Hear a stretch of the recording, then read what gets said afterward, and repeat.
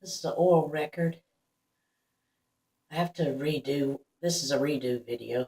I got too upset in the end of the Michael Weatherington video. But anyway, this is the history of the car.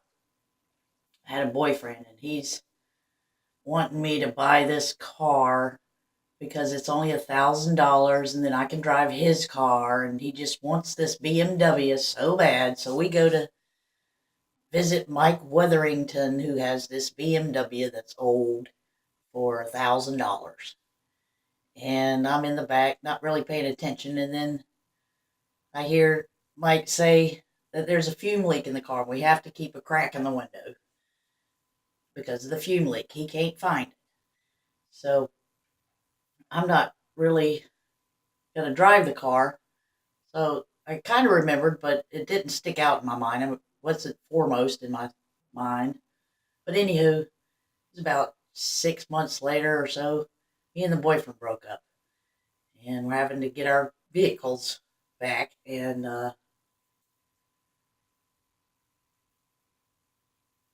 Mike Weatherington knew that there was a fume leak in the car. You cannot sell a car to a person and know that there's a fume leak. Even if the person knows that there's a fume leak, you can't. It's a bad deal all around.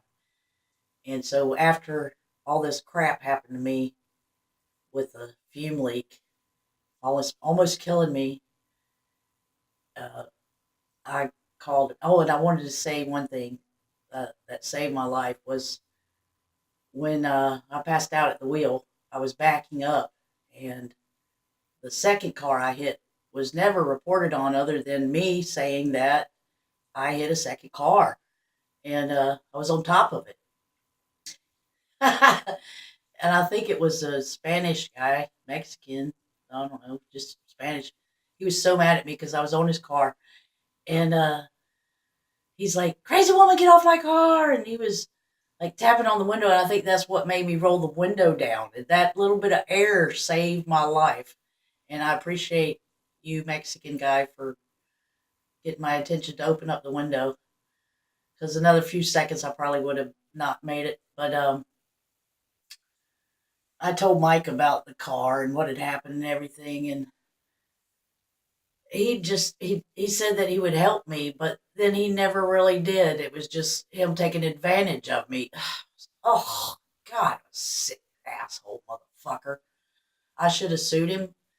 I told the people at East Coast Collision, because they charged me $350 for a 2 mile tow. And I told them, look, the car's got a fume leak in it. It almost killed me. And he said, "Oh yeah, really?" And I said, "Oh yeah, you don't believe me? Sit in it, see if you can't smell something." He didn't want to uh, do that, so I'm trying to tape record that I am telling them there's a fume leak in the car, and I'm scared to death that this car is going to get resold, and somebody else is going to get it and be in the same boat as me, because I don't want nobody to die. Fuck, I almost died.